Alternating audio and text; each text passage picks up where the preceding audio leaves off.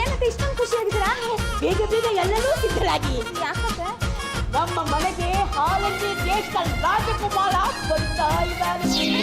ಹಾಲಂಗಿ ದೇಶದವರ ಅಲ್ಲ ಕಣೆ, ಹಾಲಂಗಿ ಮಳೆಗಾಲದ ವಂಶದವರು. ಹೆಸರು ಹೇಮಚಂದ್ರ ಅಂತ. ಬೇಗ ಸಿದ್ಧರಾಗ, ಎಲ್ಲರಿಗೂ ಬೇಗ ಬೇಗ ಸಿದ್ಧರಾಗೋದಕ್ಕೆ ಹೇಳು. ಬರಬೇಕು ಬರಬೇಕು, ಹಾಲಂಗಿ ದೇಶದ ಬಾಳೆಗಾಲನು. ನೀವು ನಮ್ಮ ಮನೆಗೆ ಬಂದಿದ್ದು ಹಾಲಂಗಿ ಜಲಾಶಯ ತುಂಬುದಷ್ಟೇ ಸಂತೋಷವಾಗಿದೆ. ಈಗ ಆರತಿ ಬೆಳಗ್ಗೆ ಆರತಿ ಬೆಳಗದಿಗೆ ನಿಮ್ಮ ಮಗಳು ಬಿಡ್ಬೇಕಲ್ಲ, ನಾನೇ ಆರತಿ ಮಾಡ್ತೀನಿ ಅಂತ ಕೂತಿದ್ದ. ಆದಷ್ಟು ಬೇಗ ಆರತಿ ಮಾಡಿ ಒಳಗೆ ಕರ್ಕೊಳ್ಳಿ. ಮುಂಬಾಗಿಲೇ ಹೆಚ್ಚು ಹೊತ್ತು ನಿಂತ್ರೆ ಮರ್ಯಾದೆ ಹೋಗುತ್ತೆ. ಮಲಗಿರಾಮ ಚಂದ್ರ ಬಂದು ಹಲನಧನುವ ಮೂಲಿದು ನಿಂದು.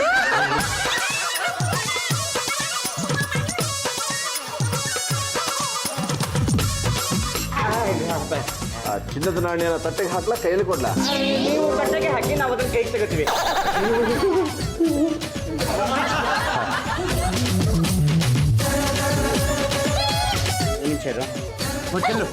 ಏನಪ್ಪ, ಇನ್ನು ಆರತಿ ನೀರ್ನ ಕೆಳಗಡೆ ಚೆಲ್ಲೇ ಇಲ್ಲ, ಅಷ್ಟು ಬೇಗ ತಟ್ಟೆಲಿದ್ದು ಚಿನ್ನದ ನಾಣ್ಯ ತಗೊಂಡ್ಬಿಟ್ರಲ್ಲ. ಬಲ್ಲು ಬೆಟ್ಟದ ಮೇಲೆ ಮನೆ ಮಾಡಿ ಅಲ್ಲಿರೋ ಮರಕ್ಕೆ ಜೋಡಿಗೆ ಕಟ್ಟಿ ಅದರಲ್ಲಿ ನಮ್ಮ ಮಗುನ ಹಾಕಿ ತೂಗಬೇಕಲ್ಲಮ್ಮ.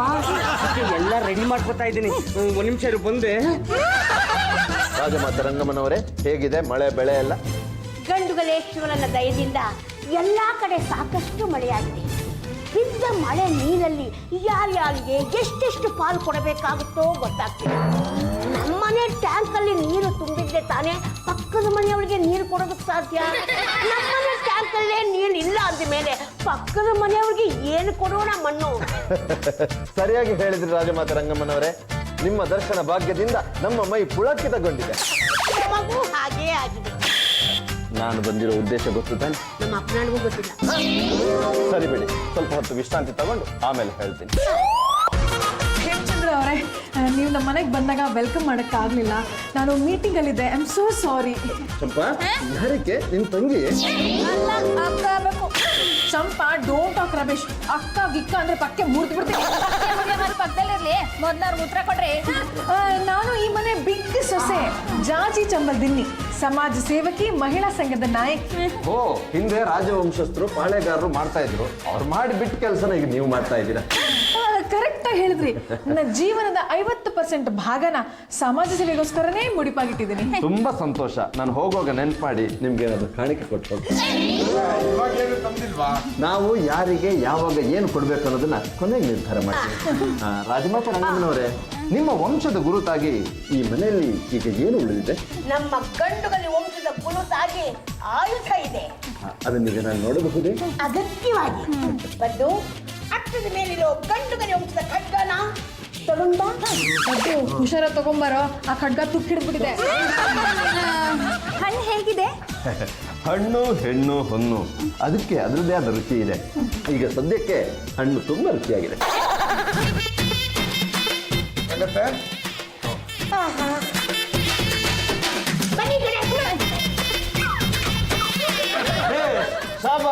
ರಾಜಮಾತೆ ರಂಗಮ್ಮನವರೇ, ಈ ವಯಸ್ಸನ್ನು ನೀವು ಕತ್ತು ತಿರುಗಿಸ್ತಿರೋದನ್ನ ನೋಡಿದ್ರೆ ನನಗೆ ಸಂತೋಷ ಆಗ್ತಾ ಇದೆ.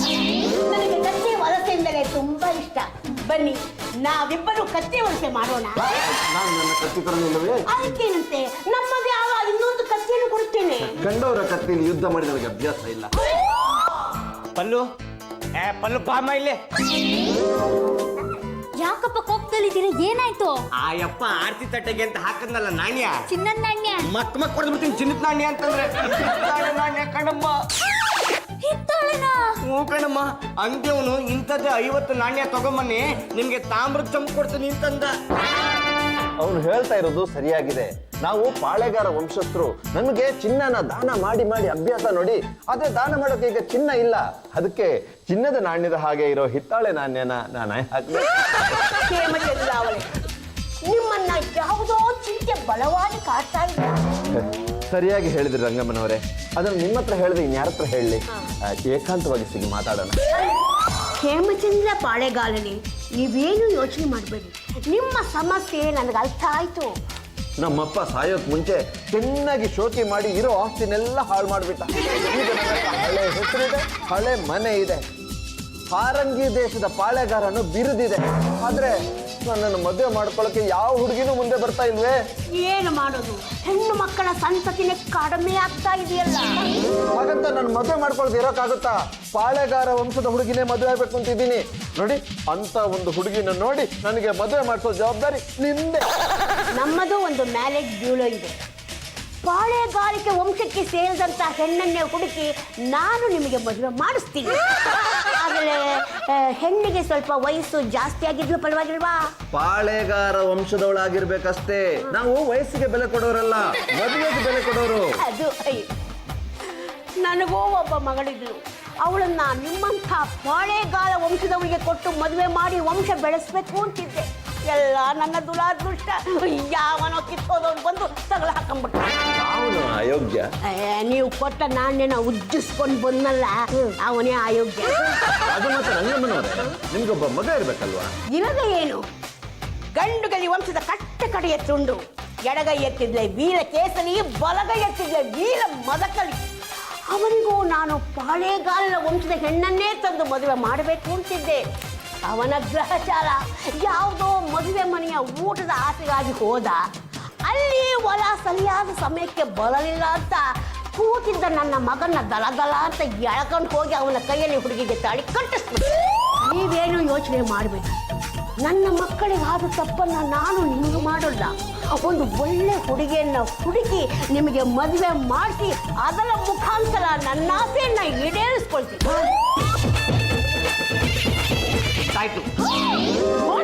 ನಾನು ಈ ಮನೆಗೆ ಆಕ್ಸಿಡೆಂಟ್ಲಿ ಬಂದು ಸೇರ್ಕೊಂಡಳಂತ, ಪಾಳೆಗಾರ ವಂಶಕ್ಕೆ ಸೇರ್ಕೊಂಡಳ ಅಲ್ಲಂತ. ಅವನು ಈ ಮನೆಗೆ ಬಂದಿರದೆ ಪಾಳೆಗಾರ ವಂಶದ ಹುಡುಗಿನ ಮದುವೆ ಆಗಬೇಕು ಅಂತ. ಹೌದಾ? ಹಾಗಾದ್ರೆ ಚೆನ್ನಾಗಿ ಬುದ್ಧಿ ಕಲ್ಸೋಣ. ನಂಗೊಬ್ಳು ಪರಿಚಯ ಇದ್ದಾಳೆ, ಜಯಂತಿ ಅಂತ. ಅವಳಿಗೆ ಗಸೆ ಕಾಯಿಲೆ. ಬದುಕಿದ್ರೆ 4-5 years ಬದುಕ್ಬೋದು. ಹೇಗಿದ್ರು ಈ ರಾಜಂಗೆ 40 years ಕ್ರಾಸ್ ಆಗಿದೆ. ಇವರಿಬ್ರನ್ನು ಮ್ಯಾರೇಜ್ ಮಾಡಿಸಿದ್ರೆ ಜೋಡಿ ಚೆನ್ನಾಗಿರುತ್ತೆ. ಆದ್ರೆ ಇದಕ್ಕೆ ಹೇಳ್ತಿದ್ರೆ ಒಪ್ಕೋಬೇಕಲ್ಲ. ಅವನ್ನ ಒಪ್ಸಿ ಮ್ಯಾರೇಜ್ ಮಾಡಿಸೋ ಜವಾಬ್ದಾರಿ ನಂದು.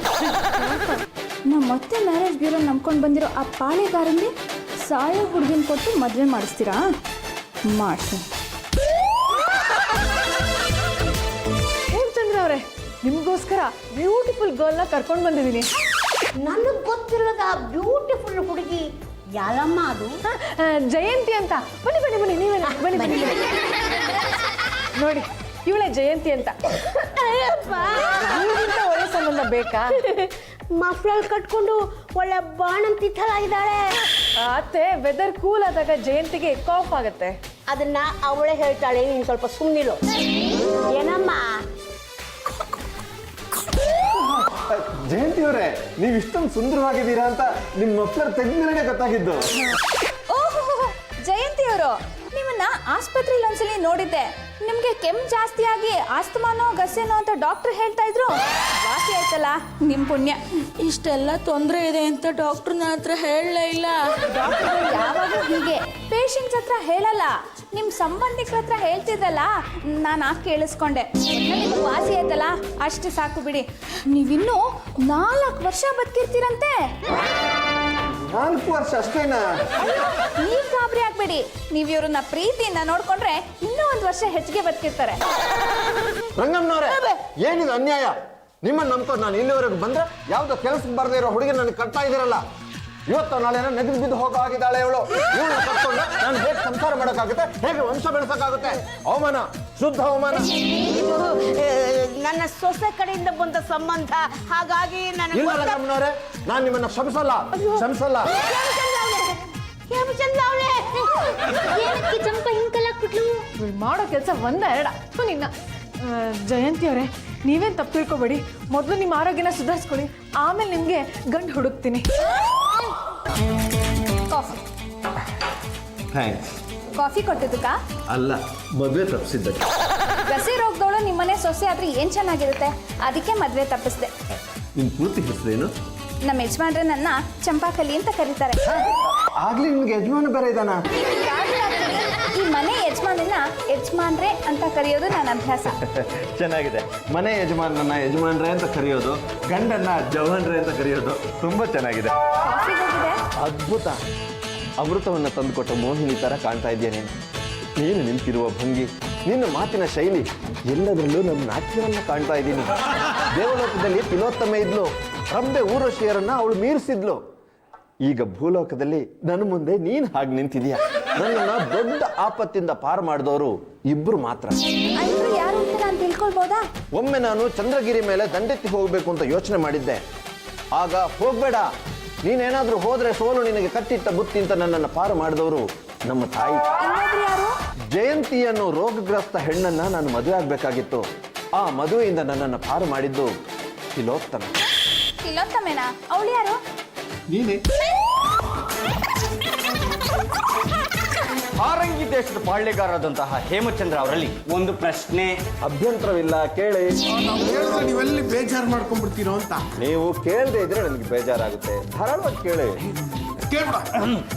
ಅಲ್ಲ, ಅಷ್ಟು ದೊಡ್ಡ ಪಾಳ್ಯಗಾರರಾದ ನೀವು ಕತ್ತಿನ ಮನ್ಲೆ ಇಟ್ಬಿಟ್ಟು ಬರಿಗೈ ಬಿಸ್ಕೊಂಬಂದಿದ್ರಲ್ಲ, ಇದು ನಿಮಗೆ ಸಮಂಜಸವೇ? ಅದು ಕತ್ತಿ ಹಿಡ್ಕೊಂಡು ರಸ್ತೆಯಲ್ಲೆಲ್ಲ ಓಡಾಡಿದ್ರೆ ಪೊಲೀಸ್ನವರು ಅದೇನೋ ಸೆಕ್ಷನ್ ಹಾಕಿ ಬಂಧಿಸೋ ಅಪಾಯ ಇದೆ. ಅದಕ್ಕೆ ಉಪಾಯವಾಗಿ ಕತ್ತಿನ ಮನೇಲಿ ಇಟ್ಟು ನಾನು ಮಾತ್ರ ಪಾಳೆಗಾರ್ರೆ, ಎಲೆಕ್ಷನ್ ಟೈಮಲ್ಲಿ ಆಗಲೊತ್ತಲ್ಲೇ ಲಾಗು ಮಚ್ಚಿ ಹಿಡ್ಕೊಂಡು ಓಡಾಡಿದ್ರು ಯಾರು ಏನ್ ಮಾಡ್ಲಿಲ್ಲ. ಅಂತದ್ರಲ್ಲಿ ಕತ್ತಿ ಹಿಡ್ಕೊಂಬರಕ್ ನೀವ್ ಎದುರಿದ್ರಲ್ಲ. ಆ ವಿಷಯ ಹಾಗಿರ್ಲಿ, ಸ್ವಲ್ಪ ಹತ್ರ ಬನ್ನಿ. ತಿಲೋತ್ತಮೆ ಹೇಗೆ? ನಮ್ಮನೇಲಿ ತಿಲೋತ್ತಮೆ ರೇಂಜ್ಗೆ ಯಾವ ಫಿಗರ್ ಇಲ್ಲ ಬಿಡಿ. ಇದಾರೆ ಎಲ್ಲೋ ಅಡಿಗೆ ಮನೆಯಲ್ಲಿ. ಅಂದ್ರೆ ನೀವು ಮಾತಾಡ್ತಿರೋದು ಚಂಪನ ಬಗ್ಗೆ ಏನೇ? ರೀ ಪಾಳೆಗಾರ್ರೆ, ಅವಳು ನಮ್ಮನೆ ಕೆಲಸದವಳು. ಕರ್ಕೊಂಡ್ ಬಂದಿದ್ ಯಾರು? ಅದು ಇದಾರಲ್ಲ ನಮ್ಮ ಪಾಂಡುರಂಗ ಗಂಡುಗಲಿ ಎಡಗೈ ಬಲಗೈ, ಹಳ್ಳಿಲಿದ್ದ ಅವಳನ್ನ ಕರ್ಕೊಂಡ್ಬಂದು ಮನೇಲಿ ಮಡಿಕೊಂಡವನೆ. ಪರವಾಗಿಲ್ಲ, ಅವಳನ್ನ ನಮ್ಮ ವಂಶಕ್ಕೆ ಸೇರಿಸ್ಕೊಂಡ್ರೆ ಈ ಅಡಿಗೆ ಅವಳು ಅನ್ನೋ ಅಪಕೀರ್ತಿ ತಪ್ಪುತ್ತೆ. ನೀವು ಚಂಪನಿಗೆ ಕಾಳು ಹಾಕ್ತಿದ್ದೀರೋ? ನಿಮ್ಮ ಭಾಷೆನಲ್ಲಿ ಕಾಳು ಹಾಕೋದು, ನಮ್ಮ ಭಾಷೆನಲ್ಲಿ ಬಲೆ ಹೆಣಿಯೋದು. ನಿಮ್ಮ ಈ ಕನಸು ನೆರವೇರ್ಬೇಕಂದ್ರೆ ಒಬ್ಬ ವ್ಯಕ್ತಿಯಿಂದ ಮಾತ್ರ ಸಾಧ್ಯ. ರಾಜಮಾತೆ ರಂಗಮ್ಮನವರು. ಹೌದೇ? ಹಾಗಾದ್ರೆ ಕೆಲಸ ಇನ್ನೂ ಸುಲಭ ಆಯ್ತು. ರಾಜಮಾತೆ ರಂಗಮ್ಮನವರೇ. ಮತ್ತು ಈ ಹೇಮಚಂದ್ರ ಚಂಪನ ಮದುವೆ ಆಗ್ಬಿಟ್ರೆ ದೊಡ್ಡ ಗಣ್ಣ ಹತ್ರ ತಪ್ಪತ್ತೆ ಕಣ. ಹೌದು ಕಣ, ಅವಳು ಇತ್ತೀಚೆಗೆ ಸಿಕ್ಕಾಪಟ್ಟೆ ಮೆರಿತಾ ಇದ್ದಾಳೆ. ಈ ವಿಷಯನ ಜಾಜತ್ಗೆ ಹೇಳಲೇಬೇಕು.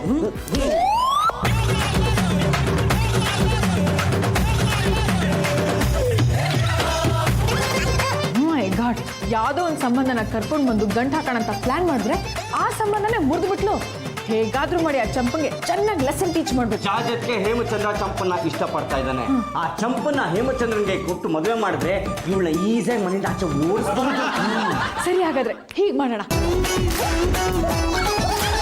ಸೂಪರ್. ನಿಮ್ಮಿಬ್ರಿ ಆಗುತ್ತೆ, ನನ್ಗೆ ಗೊತ್ತಿಲ್ವಾ? Wait, take this 200.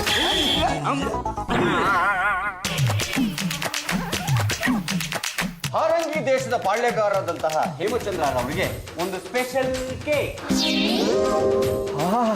ಇಂಥ ಗಮಗಮಿಸುವ ಕೇಕನ್ನ ನಾನು ನನ್ನ ಜೀವಮಾನದಲ್ಲೇ ತಿನ್ನಿಲ್ಲ. ಇದನ್ನ ಯಾರು ಕಳ್ಸಿದ್ದು ಅಂತ ನಿಮಗೆ ಗೊತ್ತಾಗೋದ್ರೆ ಆಶ್ಚರ್ಯದಿಂದ ಸತ್ತೋಗ್ಬಿಡ್ತೀರಾ. ನನ್ನ ಸಹನೆಯನ್ನು ಪರೀಕ್ಷೆ ಮಾಡಬೇಡಿ. ಯಾರು ತಂದು ಕೊಟ್ಟಿದ್ದು? ನಿಮ್ಮ ತಿಲೋತ್ತಮೆ. ಅವರು ಯಾರಿಗೂ ಹೇಳ್ಬೇಡ ಅಂತ ಹೇಳಿದರೆ ನೀವಿಂಗೆ ಆತ್ರಿಗೆ ಕಾಂಜನೇಯ ಆಡ್ತಂಗೆ ಆಡ್ತಿದ್ರೆ ನೀವು ಪಾಳ್ಯಗಾರರು ಅನ್ನೋದನ್ನ ಮರ್ತು ನಮಗಿದೆಪ್ಪ, ನಿಮ್ಗಿಲ್ವಲ್ಲ. ಅಂದ್ರೆ ಆ ತಿಲೋತ್ತಮೆಗೆ ನನ್ನ ಮೇಲೆ ಆಸಕ್ತಿ ಇದೆ. ಅಯ್ಯೋ, ಬಡ್ಕೋಬೇಕು. ಆಸಕ್ತಿ ಅಲ್ಲ ರೀ, ಅದು ಪ್ರೀತಿ. ಏನು ಮುಖ ಮುಖ ನೋಡ್ತಾ ಇದ್ದೀರಾ? ಬೇಗ ಕೇಕನ್ನ ಬಡಿದು ಬಾಯಿಗೆ ಹಾಕೊಳ್ಳಿ, ಇಲ್ಲಾಂದ್ರೆ ನಾಯಿ ನೆರಗಳು ಪಾಲಾಗೋಗುತ್ತೆ. ರಾಜಕುಮಾರಿ, ನೀನು ಕಳಿಸಿಕೊಟ್ಟಿರುವೆಲ್ಲ ಕೇಕು, ಅದು ಮೃಷ್ಟಾನ್ನಕ್ಕಿಂತಲೂ ಮಜಬೂತಾಗಿದೆ. ನಿಮಗಾಗಿಯೇ ಕಳಿಸಿದ್ದು. ನನ್ನ ಬಗ್ಗೆ ನಿನಗೆ ಇಷ್ಟೊಂದು ಆಸಕ್ತಿ ಇದೆಯಲ್ಲ, ಕಾರಣ ಏನು ತಿಳಿಯಬಹುದೇ? ಆಕಾಶಕ್ಕೆ ಭೂಮಿ ಕಂಡರೆ ಇಷ್ಟ, ಪುರುಷನಿಗೆ ಸ್ತ್ರೀ ಕಂಡರೆ ಇಷ್ಟ. ಇದು ಪ್ರಕೃತಿ ನಿಯಮ. ಯಾಕಿಷ್ಟ ಅಂತ ನನ್ನನ್ನು ಕೇಳಿದ್ರೆ ನಾನೇನು ಹೇಳಿ? ಬೇಷ್ ಬೇಷ್, ಮಾತಲ್ಲಿ ನಿನ್ನನ್ನು ಸೋಲಿಸುವವರುಂಟೆ, ಮಾತಿನ ಮಳ್ಳಿ ನೀನು. ನೀವು ಅಷ್ಟೇ, ತುಂಟರ ತುಂಟ, ಬಂಟರ ಬಂಟ. ನನ್ನ ಯಥಾರ್ಥವನ್ನ ನಿನ್ನ ಹತ್ರ ಹೇಳಬೇಕು ಅಂತಿದ್ದೀನಿ. ಹೇಳಲೇ? ಬೇಗ ಹೇಳಿ. ಜಲಕ್ರೀಡೆ ಆಡಬೇಕು ಅಂತ ಮನಸ್ಸು ಬಯಸ್ತಿದೆ. ನನ್ನ ಕಂಡರೆ ನನಗೆ ತುಂಬಾ ಇಷ್ಟ. ನಿನ್ನ ಅಭಿಪ್ರಾಯವೇನು? ನಿಮ್ಮ ಅಭಿಪ್ರಾಯವೇ ನನ್ನ ಅಭಿಪ್ರಾಯ, ನಿಮ್ಮ ಇಷ್ಟವೇ ನನ್ನ ಇಷ್ಟ.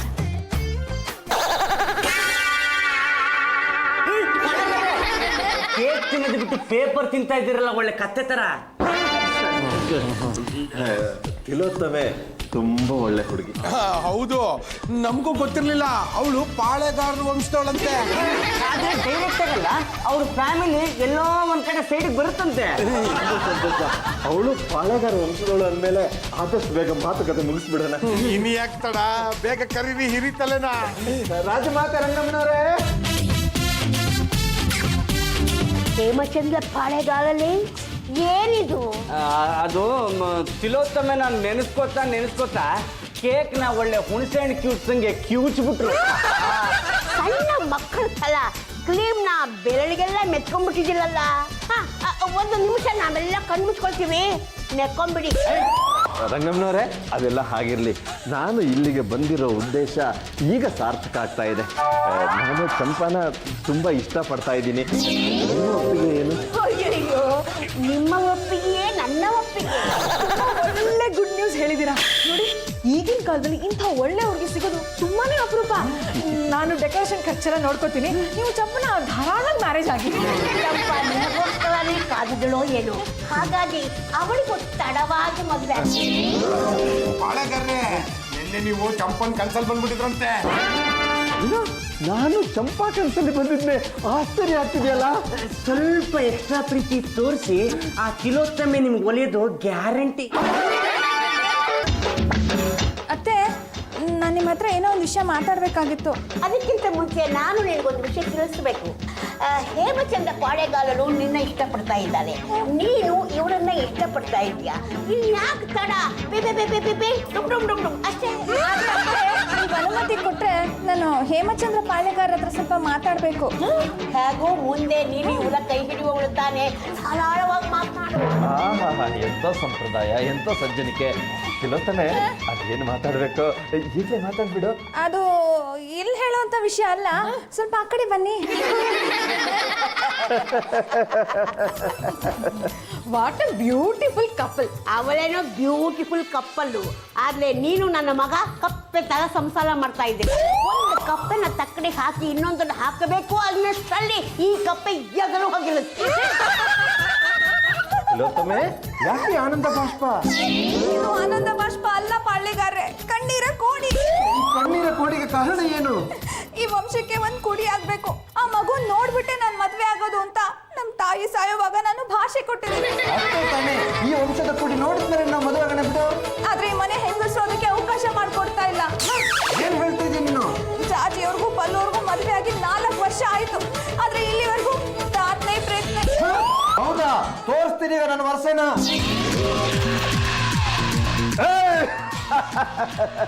ಅಯ್ಯೋ ಪಾಳೆಗಾಲನೆ, ಏನಿದು? ಇದು ನಮ್ಮ ವಂಶದ ಕತ್ತಿ. ವಂಶ ಯಾವ್ದಾದ್ರೇನು, ಕತ್ತಿ ಕತ್ತಿನೇ. ಪಳ್ಳು ಬಿಟ್ಲ ಬಿಡ್ರ ಇಲ್ಲಿ. ಎಷ್ಟು ವರ್ಷ ಆಯ್ತು ನಿಮ್ಮಿಬ್ರಿಗೂ ಮದುವೆ ಆಗಿ? 3 ವರ್ಷ ಆಯ್ತು. ಯಾಕಮ್ಮ ಹೊರತೆ? ಸುಳ್ಳು ಹೇಳ್ತೀರಾ? ಅವ್ರ ಕೈಲಿ ಕತ್ತಿ ಇದೆ. 4 ವರ್ಷ ಆಯ್ತು. ಮದುವೆ ಆಗಿ 4 ವರ್ಷ ಆದ್ರೂ ವಂಶದ ಕುಡಿ ಬಗ್ಗೆ ಯೋಚನೆ ಮಾಡಿಲ್ವಾ? ಇನ್ನು ನಿಮ್ಗೆ 6 ತಿಂಗಳು ಟೈಮ್ ಕೊಡ್ತೀನಿ, ಅಷ್ಟರಲ್ಲಿ ವಂಶದ ಕುಡಿ ಬರ್ಬೇಕು. ಇಲ್ಲ ಅಂದ್ರೆ ನೀವಿಬ್ರ ರುಂಡಾನು ಚೆಂಡಾಡ್ಬಿಡ್ತೀನಿ. ಇಷ್ಟು ಕಡಿಮೆ ಅವಧಿ ಕೊಟ್ರೆ ಹೇಗೆ? ನಮ್ಗಿನ್ನೂ ಆಸ್ತಿಲಿ ಪಾಲ್ ಬರ್ಬೇಕು, ಬೆಟ್ಟದ ಮೇಲೆ ಮನೆ ಮಾಡ್ಬೇಕು, ಅಲ್ಲಿರೋ ಮರಕ್ಕೆ ಜೋಳಿಗೆ ಕಟ್ಬೇಕು. ಹೋಗ್ಬೇಕು, ಹಾಗೆ ಮಾಡ್ತೀನಿ. ಜಾಜಿ ಎಲ್ಲಿ? ಪಾಳೆಗಾರ, ಯಾಕೆ ಇದ್ದಕ್ಕಿದ್ದಾಗ ರೈಸ್ ಆಗ್ಬಿಟ್ಟಿದ್ದೀರಾ? ಸೊಸೆನ ಮನೆ ತುಂಬಿಸ್ಕೊಳ್ಳೋದು ಯಾಕೆ? ವಂಶ ಬೆಳೆಸೋದಕ್ಕೆ. ಮದುವೆ ಆಗಿ ಇಷ್ಟು ವರ್ಷ ಆದ್ರೂ ನೀವು ಅದ್ರ ಬಗ್ಗೆ ಯೋಚನೆ ಮಾಡಿಲ್ವಲ್ಲ, ಸರಿನಾ ಇದು? ತಪ್ಪಾಯ್ತು. ನಾನು 1 ವರ್ಷ ಟೈಮ್ ಕೊಡ್ತೀನಿ, ಅಷ್ಟರಲ್ಲಿ ಮನೆಗೊಂದು ಮೊಮ್ಮಗು ಬರ್ಬೇಕು. ಇಲ್ಲ ಅಂದ್ರೆ ಈ ಭೂಮಿ ಮೇಲೆ ನೀವು 3 ಜನ ಬದುಕಿರಲ್ಲ. ಚಂಪಾ, ಬರೀ ಇಲ್ಲಿ. ಏನು ಯಾಕೆ ಫಿಟ್ಟಿಂಗ್ ಇಟ್ಟೆ? ಮತ್ತೆ ನೀವ್ ನನ್ ಬಗ್ಗೆ ಫಿಟ್ಟಿಂಗ್ ಇಟ್ರೆ ನಾನ್ ಸುಮ್ಮನೆ ಇರ್ಬೇಕಾ? ಅದಕ್ಕೆ ಸರಿಯಾಗಿ ಫಿಟ್ಟಿಂಗ್ ಇಟ್ಟಿದ್ದೀನಿ. ಚಂಪಾ, ನಮ್ ಜಗಳದಲ್ಲಿ 3ನೇ ಯಾಕೆ ಲಾಭ ಆಗ್ಬೇಕು? ನೋಡೆ, ಆಗಿದ್ದನ್ನೆಲ್ಲ ಮರ್ತ್ಬಿಡೆ. ಐ ಆಮ್ ವೆರಿ ಸಾರಿ ಕಣೆ. ಈಗ ನೀನೇ ನಮ್ಮನ್ನೆಲ್ಲ ಕಾಪಾಡಬೇಕು ಪ್ಲೀಸ್. ನಿಮ್ಮನ್ನೆಲ್ಲ ಕಾಪಾಡೋದ್ರಿಂದ ನನಗೇನ್ ಸಿಗುತ್ತೆ? ನೀನ್ ಯಾರೇ? ನನ್ನ ತಂಗಿ ಇದ್ದಾಗೆ ಏನಾದ್ರು ನಂಗೆ ಹೆಲ್ಪ್ ಮಾಡಿದ್ದೆ ಆದ್ರೆ ಈ ಮನೇಲಿ ನನ್ನ ತಂಗಿ ತರ ಪರ್ಮನೆಂಟ್ ಆಗಿರ್ಬೋದು. ರಾಜಿ ಒಂದ್ಸಲ ಮಾತು ಕೊಟ್ಮೇಲೆ ಮುಗೀತು, ನಡ್ಸ್ಕೊಡ್ತಾಳೆ. ಸರಿ, ಹಾಗಿದ್ರೆ ನಾನು ಹೇಳ್ದಾಗ ಕೇಳಿ ಅವ್ರಾಗವ್ರೆ ಮನೆ ಬಿಟ್ಟು ಹೋಗ್ತಾರೆ. ಏನ್ ಮಾಡ್ಬೇಕು? ಇಷ್ಟೇ. ಗಂಧವ್ರೆ, ನಿಮ್ಮ ಮಗಳು ಹಾಗೂ ಸೊಸೆನ ಇಬ್ಬರನ್ನು ಕೂಲಂಕುಷವಾಗಿ ಪರೀಕ್ಷೆ ಮಾಡಿ. ಏನಾಗಿದೆ ಡಾಕ್ಟರೇ? ಹೇಳ್ತೀನಿ, ಆದ್ರೆ ನೀವು ಮನಸ್ಸನ್ನ ಸ್ವಲ್ಪ ಗಟ್ಟಿ ಮಾಡ್ಕೊಳ್ಳಿ. ನಮ್ಮ ಮಾವನಾಗ ಹೋದಾಗ್ಲಿ ನಮ್ಮ ಅತ್ತೆಯವ್ರಿಗೇನೂ ಆಗ್ಲಿಲ್ಲ, ಇನ್ನು ಈಗೇನಾಗುತ್ತೆ? ಪರವಾಗಿಲ್ಲ, ಹೇಳಿ ಡಾಕ್ಟ್ರೆ. ನಿಮ್ಮ ಮಗಳಿಗೆ ಆಗ್ಲಿ ಅಥವಾ ಸೊಸೆಗೆ ಆಗ್ಲಿ ಈ ಜನ್ಮದಲ್ಲಿ ಮಕ್ಕಳಾಗೋದಿಲ್ಲ. ಅಯ್ಯೋ ವಿಧಿಯೇ, ಗಂಡುಗಲಿ ವಂಶದ ಕುಡಿ ನೋಡಿನೇ ಮದ್ವೆ ಆಗ್ತೀನಿ ಅಂತ ನಾನು ನಮ್ಮ ತಾಯಿಯವ್ರಿಗೆ ಭಾಷೆ ಕೊಟ್ಟಿದ್ದೆ. ಇನ್ನು ನಾನು ನನ್ನ ಜೀವನದಲ್ಲಿ ಮದ್ವೆ ಆಗೋದಕ್ಕೆ ಸಾಧ್ಯ ಇಲ್ಲ. ಈ ಮನೆಗೆ ಬಂದ್ಮೇಲಿಂದ ಬರೀ ಅಪ್ಶಕ್ನ. ಇನ್ನು ನಾನು ಇಲ್ಲೇ ಇದ್ರೆ ಹಣ್ಣು ಮುದುಕ ಆಗೋವರೆಗೂ ನಾನು ಇಲ್ಲೇ ಇರ್ತೀನಿ ಅಷ್ಟೇ. ನಿಮ್ಮ ಪರಿಚಯ ಆಗಿದ್ದು ತುಂಬಾ ಸಂತೋಷ. ಆದ್ರೆ ನಾನು ಸಂಗಾತಿನ ಇನ್ಮೇಲೆ ನಾನೇ ಹುಡುಕೋತೀನಿ. ನೀವು ಯಾರು ತೊಂದರೆ ತಗೋಬೇಡಿ, ಬರ್ತೀನಿ. ಡಾಕ್ಟ್ರೆ, ಈ ವಿಷಯನ ಇಷ್ಟು ಬೇಗ ತಿಳಿಸಿ ದೊಡ್ಡ ಉಪಕಾರ ಮಾಡಿದ್ದೀರಾ. ಅದಕ್ಕೆ ಈ ಕಂಠೆ ಹರಡ ನೀವು ಹೇಳ್ಕೊಳ್ಳಿ. ನೀನೇನು ಬೇಜಾರು ಮಾಡ್ಕೊಬೇಡ ಕಣ. ಈ ಕಂಟಿ ಹಾರ ಮಾರಿ ಬಂದಿದ್ದ ದುಡ್ಡಲ್ಲಿ ನಾವಿಬ್ರು ಹಂಚ್ಕೊಬಿಡೋಣ. ಬೇಡಪ್ಪ, ಅಷ್ಟನ್ನು ನೀನೇ ಇಟ್ಕೋ. ಯಾಕೋ? ಆ ಕಂಟಿ ಹಾರ ಹಿಕ್ಕಳದು ಕಣ. Thank you very much. ಪಾಳೆಗಾರನ್ನ ಓಡಿಸಿ ಒಳ್ಳೆ ಕೆಲಸ ಮಾಡಿದೆ. ಓಹೋ, ನೀವೆಲ್ಲ ಸೇರ್ಕೊಂಡು ಮಾಡಿದ ಪ್ಲಾನ ಇದು? ಏ ಜಾಜಿ, ಇಷ್ಟೊಂದು ಸಂತೋಷ ಪಡೋ ಅಗತ್ಯ ಇಲ್ಲ. ಇನ್ನು 1 ವರ್ಷದೊಳಗೆ ನನ್ನ ವಂಶದ ಕುಡಿಯನ್ನ ಕೊಡದೆ ಹೋದ್ರೆ ಚಂಪನ್ಗೆ ನನ್ನ ಮಗನ್ನ ಕೊಟ್ಟು ಮದುವೆ ಮಾಡೇ ಬಿಡ್ತೀನಿ.